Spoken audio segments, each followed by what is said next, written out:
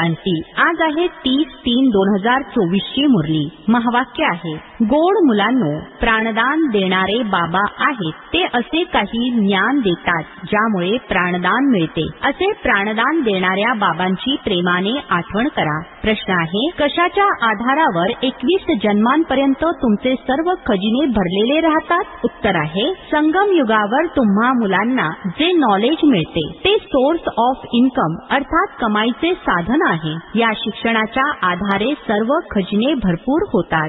या शिक्षणामुळे 21 जन्मांसाठी आनंद मिळतो. अशी कोणती गोष्ट नाही जिच्या प्राप्तीची इच्छा राहील. बाबा ज्ञानाचे असे दान देतात ज्यामुळे आत्मा कोण असते आणि कोण बनते. ओम शांती. भगवान वाच, शाळीग्राम अर्थात मुले समजतात शिवबाबा आम्हाला शिकविण्यासाठी येतात. मुले जाणतात की तेच सृष्टीच्या आदी मध्य अंताला जाणतात. मुलांना आता कोणतीच गोष्ट नवीन वाटत नाही. लक्षात आले आहे, मनुष्य तर सर्व विसरलेले आहेत. ज्यांनी शिकवले त्यांच्या ऐवजी प्रथम क्रमांकाने शिकवणाऱ्याचे नाव टाकले आहे. तुम्हाला शिकता शिकता ही गोष्ट सिद्ध करायची आहे. भारताच्या शास्त्रांचीच गोष्ट आहे, इतर धर्माच्या शास्त्रांची नाही. चूक सुद्धा भारताच्या शास्त्रांची आहे. ही गोष्ट तुमच्याशिवाय इतर कोणीही सिद्ध करू शकणार नाही. मुले जाणतात हा अनादी ड्रामा आहे, तो पुन्हा परत रिपीट होणार. तुम्ही मनुष्यांना सुधारण्याचा अर्थात श्रेष्ठ बनविण्याचा पुरुषार्थ करता. मनुष्य जेव्हा सुधारतात अर्थात श्रेष्ठ बनतात तेव्हा दुनियाच सुधारते अर्थात श्रेष्ठ बनते. सतयुग आहे सुधारलेली दुनिया अर्थात श्रेष्ठ दुनिया आणि कलयुग आहे बिघडलेली जुनी दुनिया. हे देखील तुम्ही मुले चांगल्या प्रकारे समजून घेतात आणि धारण करून इतरांना समजावून सांगण्यासाठी लायक सुद्धा बनता. यामध्ये खूप सूक्ष्मता शुद्धता पाहिजे.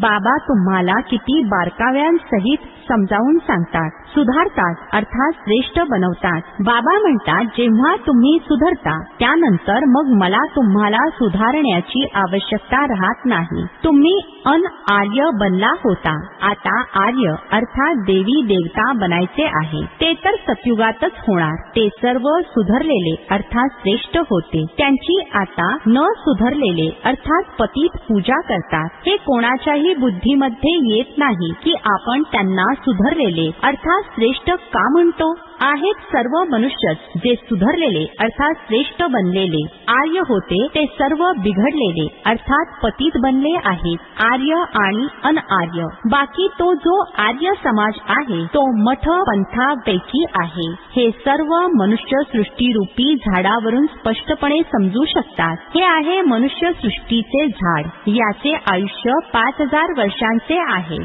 याचे नाव कल्पवृक्ष आहे. परंतु कल्पवृक्ष शब्दावरून मनुष्यांच्या बुद्धीमध्ये झाड येत नाही. तुम्हाला झाडाच्या रूपामध्ये समजावून सांगितले आहे. ते म्हणतात कल्प लाखो वर्षांचे आहे. बाबा म्हणतात 5000 वर्षांचे आहे. बाकीचे मात्र कोणी किती तर कोणी किती आयुष्य सांगतात. पूर्ण समजावून सांगणारे कोणीच नाहीये. आपसामध्ये शास्त्रांवरून किती वादविवाद करतात. तुमचे तर हे रूह रिहान अर्थात आत्मिक गप्पा गोष्टी आहेत. तुम्ही सेमिनार करता, याला रूह रिहान म्हटले जाते. समजण्यासाठी प्रश्नोत्तर सुद्धा करतात. बाबा जे काही तुम्हाला सांगतात त्यातूनच टॉपिक काढून तुम्ही ऐकवता. ते लोक काय ऐकवतात ते देखील तुम्ही जाऊन ऐका आणि मग येऊन ऐकवले पाहिजे की कशा प्रकारचा वादविवाद चालतो. पहिले तर हेच समजावून सांगायचे आहे की गीतेचा भगवान कोण. ईश्वर पित्याला विसरल्यामुळे एकदम निरुपयोगी बनले आहेत. तुम्हा मुलांचे तर बाबांवर प्रेम आहे. तुम्ही बाबांची आठवण करता. बस बाबाच प्राणदान देणारे आहेत. ज्ञानाचे असे दान देतात ज्यामुळे तुम्ही कोणापासून कोण बनता. तर बाबांवर प्रेम जडले पाहिजे. बाबा आम्हाला छान छान नवीन गोष्टी ऐकवितात. आम्ही श्रीकृष्णाची किती आठवण करतो परंतु तो काहीच देत नाही.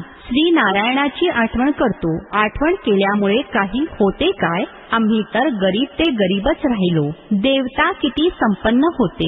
आता सर्व बनावटी वस्तू झाल्या आहेत. ज्याची किंमत नव्हती त्याला आज किंमत प्राप्त झाली आहे. तिथे धान्य वगैरेच्या किमतीची गोष्टच नाही. सर्वांना आपली आपली प्रॉपर्टी इत्यादी आहे. कोणतीही वस्तू अप्राप्त नाही. जिच्या प्राप्तीची इच्छा असेल. बाबा म्हणतात, मी तुमचा खजिना भरून देतो. तुम्हाला असे नॉलेज देतो ज्यामुळे तुमचा खजिना भरपूर होतो. तुमच्या बुद्धीमध्ये आहे. ज्ञान कमाईचे साधन आहे. ज्ञानच सर्व काही आहे. या शिक्षणाने तुम्ही किती श्रेष्ठ बनता. ज्ञानाचे भंडार आहे ना. ते अर्थात या दुनियेतील शिक्षक शिकवतात. त्यामुळे अल्पकालीन सुख मिळते. या शिक्षणामुळे तुम्हाला 21 जन्मांसाठी सुख मिळते. तुम्हा मुलांना खूप आनंद झाला पाहिजे. हे समजण्यासाठी वेळ लागतो. कोणालाही इतक्या लवकर समजू शकत नाही.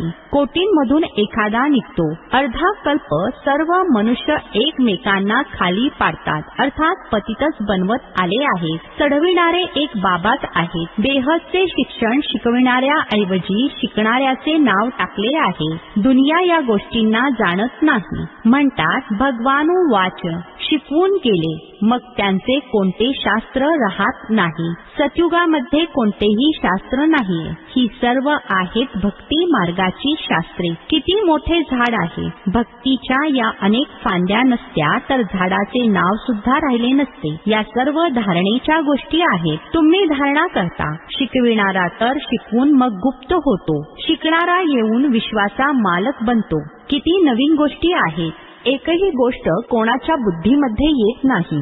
विद्यार्थी सुद्धा तुम्ही नंबरवार आहात. कोणी पास होतात, कोणी नापास होतात. ही आहे बेहदची मोठी परीक्षा. तुम्ही जाणता आम्ही आता चांगल्या प्रकारे अभ्यास केला तर कल्पांतर चांगले शिकणार. चांगले शिकणारेच उच्चपद प्राप्त करतात. नंबरवार सर्व जातील. पूर्ण क्लास ट्रान्सफर होतो. नंबरानुसार तिथे जाऊन बसतात. हे ज्ञान देखील आत्म्यामध्ये आहे. चांगले किंवा वाईट संस्कार आत्म्यामध्ये आहे. शरीर तर माती आहे. आत्मा निर्लेप असू शकत नाही. 100% सतोप्रधान आणि 100% तमोप्रधान कोण आहे हे देखील तुम्हाला समजते. पहिल्यांदा तर गरिबांना ज्ञान द्यावे लागेल. ते अगोदर येतात. गुरूंचे सुद्धा जेव्हा चांगले चांगले अनन्य शिष्य येतील तेव्हा त्यांची बुद्धी उघडेल. बघतील हे तर आपलीच पाने अर्थात शिष्य निघून जात आहेत. इथले जे असतील ते तर निघून येतीलच. बाबा येऊन नवीन झाडाची सुरुवात करतात. जे बाकी इतर धर्मांमध्ये निघून गेले आहेत ते सर्व परत येणार. तरी सुद्धा आपल्या भारतातच परत येतील. भारतवासीच होते ना. आपल्या फांदीचे जे आहेत ते सर्व येतील. पुढे जाऊन तुम्हाला सर्व समजत जाईल. आता बाहेरच्या देशातून सर्वांना धक्का मिळत राहतो. अर्थात तडीपार होण्याचे आदेश मिळत राहतात. जिथे जिथे बाहेरचे आहेत त्यांना पळवून लावत राहतात. समजतात हे खूप श्रीमंत झाले आहेत. इथले सर्व गरीब झाले आहेत. सरते शेवटी सर्वांना आपापल्या धर्मामध्ये जायला लागते. शेवटी सर्व आपापल्या घराकडे पळतील. परदेशात जर कोणाचा मृत्यू झाला तर त्याला भारतात घेऊन येतात. कारण भारत आहे फर्स्ट क्लास पवित्र भूमी. भारतातच नवीन दुनिया होती. यावेळी हिला निर्विकारी दुनिया म्हणू शकत नाही. ही आहे विकारी दुनिया म्हणून बोलावतात. हे पतित पावन या, येऊन आम्हाला पावन बनवा. भले दुनिया तर हीच आहे परंतु यावेळी दुनियेमध्ये कोणी पावन तर नाहीये. पावन आत्मे मूल वतनमध्ये असतात. ते आहे ब्रह्म महतत्व. सर्वजण पावन बनून तिथे जाणार. नंतर मग पाठ बजावण्यासाठी नंबरवार येतील. आदी सनातन देवी देवता धर्माचे हे फाउंडेशन अर्थात पाया आहे. त्यातून मग 3 ट्यूब अर्थात फांद्या फुटतात. हा तर देवता धर्म आहे. ही कोणती फांदी नाहीये. आधी हे फाउंडेशन मग 3 फांद्या निघतात. मुख्य आहे 4 धर्म. सर्वात उत्तम धर्म आहे हा ब्राह्मण धर्म. याची खूप महिमा आहे.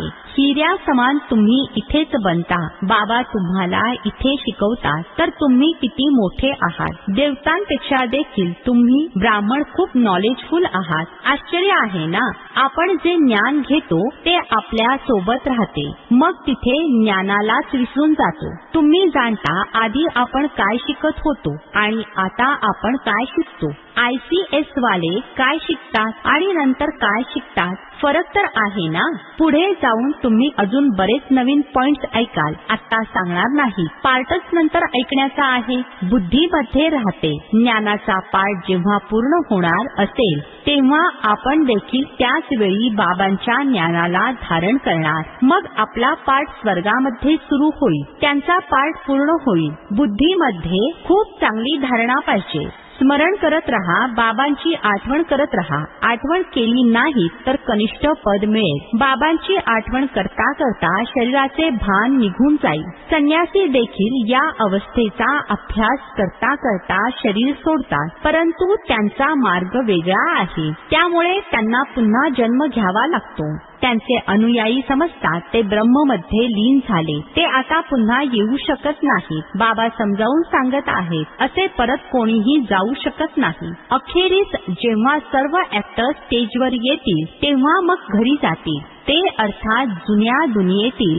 आहे हदचे विनाशी नाटक. हे आहे बेहदचे अविनाशी नाटक. तुम्ही चांगल्या प्रकारे समजावून सांगू शकता. हा ड्रामा उवेप्रमाणे हळूहळू चालतो. ते तर मग छोटी छोटी नाटके बनवतात, खोटे चित्रपट बनवतात. त्यामध्ये थोड्या चांगल्या गोष्टी असतात, जसे विष्णू अवतरण दाखवतात. असे नाही की वरून कोणी अवतरित होतो. लक्ष्मी नारायण पाठ बजावण्यासाठी येतात, बाकी वरून कोणी येत नाही. आता तुम्हा मुलांना बाबा शिकवतात तेव्हाच या सर्व गोष्टी तुम्ही समजू शकता. आधी तुम्ही देखील तुच्छ बुद्धीचे होतात. जेव्हा बाबांनी समजावून सांगितले आहे तेव्हा तुमच्या बुद्धीचे कपाट उघडले आहे. आतापर्यंत जे काही ऐकले ते काहीच कामाचे नव्हते. आणखीनच रसातळाला गेलो, अर्थात पतितच होत गेलो. म्हणूनच तुम्ही सर्वांकडून लिहून घेता. जेव्हा लिहून देतील तेव्हा समजावे काहीतरी बुद्धीमध्ये शिरले आहे. बाहेरून येतात, फॉर्म भरून घेतात, तेव्हा कळते आपल्या कुळातला आहे. मूळ गोष्ट आहे बाबांना जाणणे. समजेल की खरोखर कल्पकल्प बाबा आम्हाला शिकवतात. हे विचारायचे आहे, केव्हापासून पवित्र बनले आहात. लगेच काही सुधरत नाही. घडोघडी माया पकडते, बघते. कच्चा आहे तर लगेच गिळंकृत करते. कित्येक महारथींना देखील मायेने गिळंकृत केले आहे. शास्त्रांमध्ये सुद्धा उदाहरणे आत्ताची आहेत. मंदिरात सुद्धा घोडेस्वार, महारथी, पायदळ इत्यादी दाखवतात. तुम्ही आता आपले यादगार अर्थात स्मृती रूप बघत आहात. जेव्हा तुम्ही बनाल तेव्हा भक्ती नाहीशी होईल. तुम्ही कोणासमोर डोके टेकवू शकत नाही. तुम्ही विचाराल हे कुठे गेले. यांचे जीवन चरित्र सांगा. बाबांनी तुम्हाला नॉलेजफुल बनवले आहे, म्हणूनच तर तुम्ही विचारता. तर शुद्ध नशा राहिला पाहिजे. पास विथ ऑनर मिळविणारे 8 असतात. ही खूप कठीण परीक्षा आहे. स्वतःला बघायचे आहे. माझी आत्मा पवित्र बनली आहे. बॅटरी तेव्हा चार्ज होईल जेव्हा योग असेल. बाबांसोबत योग असेल तर सतोप्रधान बनाल. तमोप्रधान आत्मा परत जाऊ शकत नाही. हा देखील ड्रामा आहे. तिथे दुःख देणारी कोणती गोष्ट नसते. गायी सुद्धा सुंदर असतात. श्रीकृष्णा बरोबर गायी किती सुंदर दाखवतात. मोठ्या लोकांच्या घरातील सामान देखील सुंदर असते. गायी चांगले दूध देतात, म्हणूनच तर दुधाच्या नद्या वाहतात. आता इथे नाहीयेत. आता तुम्ही नॉलेजफुल बनले आहात. या दुनियेला तुम्ही तुच्छ समजता. इथला सर्व कचरा अर्थात व्यर्थ फालतू गोष्टी स्वाहा होणार आहे. मग सर्व कचरा निघून सर्व जण स्वच्छ बनतील. आपण आपल्या राजधानीमध्ये जातो. त्याचे नाव आहे स्वर्ग. ऐकून देखील आनंद होतो. अच्छा, गोड गोड खूप खूप वर्षांनंतर भेटलेल्या मुलांप्रती मात पिता बापदादांची प्रेमपूर्वक आठवण आणि सुप्रभात. आत्मिक पित्याचा आत्मिक मुलांना नमस्ते. आम्हा आत्मिक मुलांचा आत्मिक पित्याला नमस्ते. धारणेसाठी मुख्य सारांश आहे. पहिला पॉइंट आहे, ही बिघडलेली जुनी दुनिया सुधारण्यासाठी अर्थात परिवर्तन करण्यासाठी स्वतःला सुधारायचे अर्थात परिवर्तन करायचे आहे.